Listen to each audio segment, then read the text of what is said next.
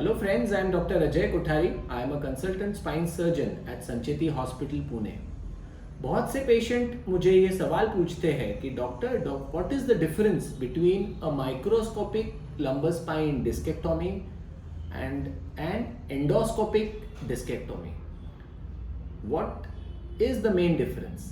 सो मेरा आंसर ये होता है कि देखो, ये हमारा स्पाइन है और this is the cervical spine, thoracic spine और लंबर स्पाइन। स्पाइन कैसे होता है? एक हड्डियों के ऊपर दूसरा हड्डी रचा गया है और दो हड्डियों के बीच में यहाँ पे डिस्क है जिसका काम कुशनिंग का है। जब ये जेल जो डिस्क के अंदर होता है वो फूट कर बाहर आता है और नसों के ऊपर दबाव देना शुरू करता है, that condition is called a slip disc. और जब ये तय हो जाता है कि अभी सर्जरी की जरूरत है, तो what is the difference? You can see here. तो ये हमारा लंबर स्पाइन है, ये L5, L4, L3, L2 और L1। सो जब हम माइक्रोस्कोपिक डिस्केक्टोमी करते हैं तब एक 2 सेंटीमीटर का छोटा इंसिजन से we just dissect on one side, यहाँ पे एक रिट्रैक्टर लगाकर, कोई बोन कटिंग नहीं होता है, एक लिगामेंटम होता है जिसको लिगामेंटम फ्लेवम बोलते हैं।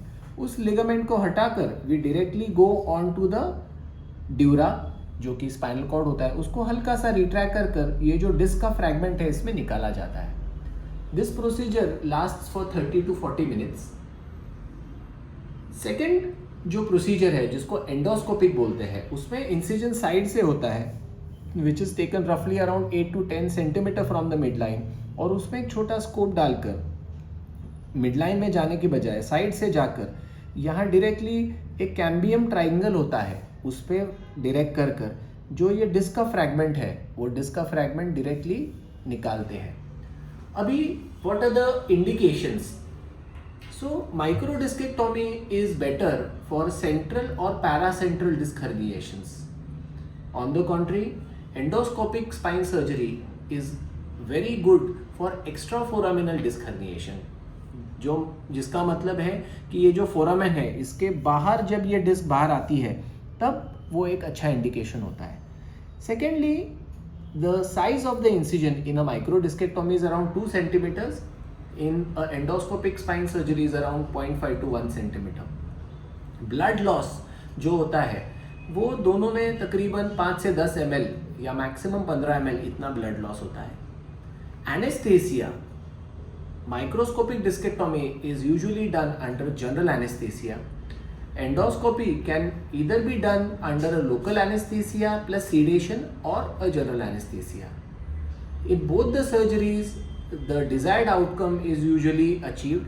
Patient को हम 2 घंटे के बाद खड़ा करके चलाते हैं in either of the cases, and usually the second day patient is discharged from the hospital. It is one of the most rewarding procedures. ये प्रोसीजर करने के बाद कोई बेड रेस्ट की ज़रूरत नहीं होती है, कोई लॉन्ग टर्म पेन किलर खाने की ज़रूरत नहीं होती है, पेशेंट जल्दी अपने काम पे लग जाता है। बस एक ही प्रिकॉशन फॉलो करना है कि रेगुलर एक्सरसाइजेस करने हैं पोस्ट सर्जरी, पोस्चर अच्छा मेंटेन करना है और हेल्दी डाइट लेना है। Thank you very much.